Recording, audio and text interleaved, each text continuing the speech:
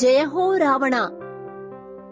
మనకి ఎన్ని వేదాలు తెలిసినా, ఎంత నాయకత్వపు లక్షణాలున్నా, ఎంతటి రాజతంత్రం ఎరిగినా, విచక్షణ జ్ఞానం కోల్పోతే సర్వనాశనమవ్వాల్సిందే. అందుకు ఉదాహరణే ఈ రావణాసురుడు.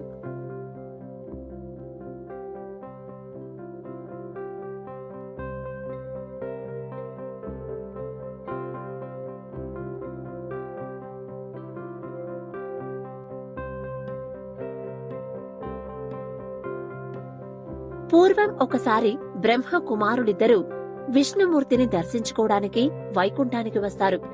అయితే ఆ బ్రహ్మ కుమారులు చూడడానికి చిన్నపిల్లల్లా ఉండడం వల్ల ఆ వైకుంఠం యొక్క ద్వారపాలకులైన జయ విజయులు అనే ఇద్దరు ఆ బ్రహ్మ కుమారులను అడ్డగిస్తారు.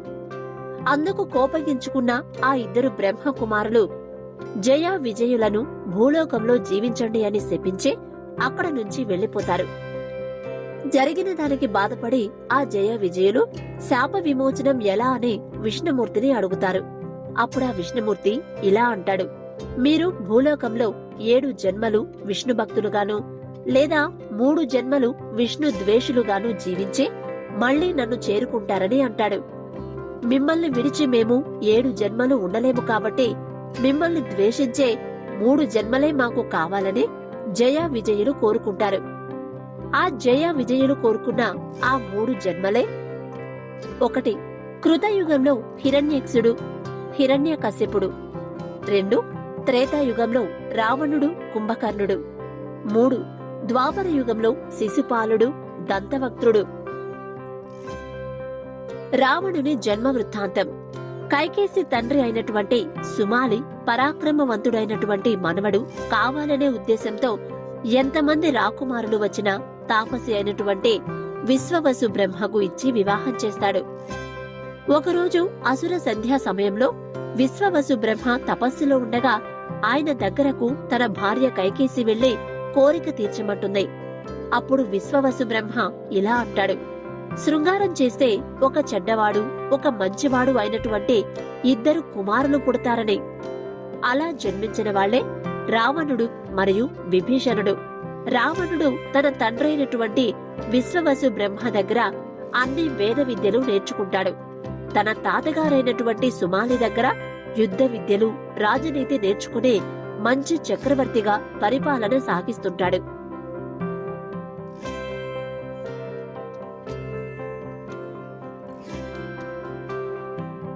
అలా సాగుతుండగా బ్రహ్మ కోసం తపస్సు చేసి మానవులతోనూ వానరులతోనూ చావు ఉండకూడదనే వరం మరియు అమృత కలశం కూడా పొందుతాడు.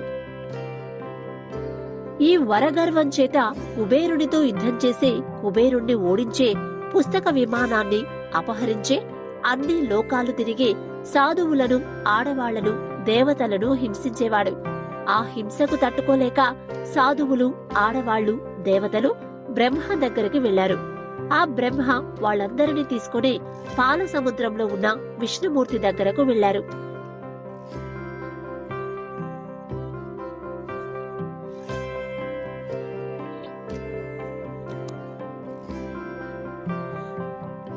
అప్పుడు విష్ణుమూర్తి, నేను భూలోకంలో రామునిగా అవతరించి రావణుడిని అంతమొందిస్తానని చెప్తాడు.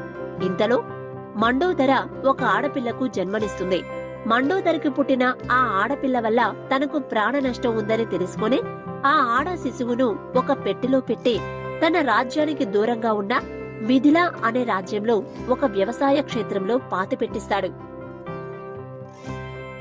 రావణుడి ఆగడాలకు అంతులేదు.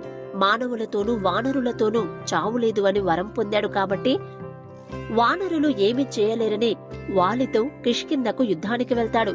అప్పుడు వాలి స్నానానికి వెళ్లాడని తెలుసుకుని స్నానం చేసే ప్రదేశానికి వెళ్లి వెనక నుంచి బంధించడానికి ప్రయత్నించిన రావణుడినే వాలి కనిపెట్టి ఓడించి చితకబాది వెనక నుంచి వచ్చిన వాడికి చంపడం మా వానర లక్షణం కాదు అని ప్రాణాలతో విధిస్తూ, ఇంత రాజనీతి తెలిసిన నీకు వెనక నుంచి యుద్ధం చేయడం ధర్మం కాదు అని తెలిసి కూడా నన్ను వెనక నుంచి బంధించడానికి చూశావు కాబట్టి ఏదో ఒకరోజు మా సహాయంతో నువ్వు అంతరిస్తావు అని శపిస్తాడు. ఒకరోజు రావణుడు స్వర్గంపై దండెత్తడానికి వెళ్తూ దారి మధ్యలో మేరు పర్వతం అనే ప్రదేశంలో నలకూబరుని వద్దకు రంభ అనే ఒక స్వర్గలోకపు నృత్యకారిణి బయలుదేరుతుందని, అలా దారి మధ్యలో ఆమెను బలాత్కారం చేసి రమిస్తాడు. అది తెలుసుకున్న నలకూబరుడు, నువ్వింకా ఏ ఆడదాన్ని బలాత్కరించినా నీ తల 1000 వక్కలవుతుందని శపిస్తాడు. భూమిలో పాతిపెట్టబడిన సీతాదేవి జనక మహారాజుకు దొరుకుతుంది. శ్రీ మహావిష్ణువు రాముడి రూపంలో దశరథుని ఇంట జన్మిస్తాడు. ఎంత వరము పొందినా శాపం నుంచి ఎవరూ తప్పించుకోలేరు కాబట్టి సీతా స్వయంవరం జరుగుతుంది. సీతారాముల వివాహం జరుగుతుంది. వెంటనే వనవాసం జరుగుతుంది. వనవాసం తర్వాత రావణుడు తన సోదరి శూర్పణఖ సలహాతో దుర్బుద్ధితో సీతను అపహరించుకుపోతాడు. సీతను లంకకు తీసుకొచ్చాక తమ్ముడు విభీషణుడు మరియు భార్య మండోదరి వద్దు అని చెప్పినా వినడు. ఆఖరికి సీతాదేవి చెప్పినా వినడు. చివరికి యుద్ధం జరుగుతుంది. విభీషణుడి సహాయంతో రాముడు రావణుణ్ణి సంహరించి సీతాదేవిని అయోధ్యకు తీసుకెళ్తాడు మరియు సకల లోకాన్ని రావణుడి ఆగడాల నుంచి కాపాడి లోక కళ్యాణం చేస్తాడు.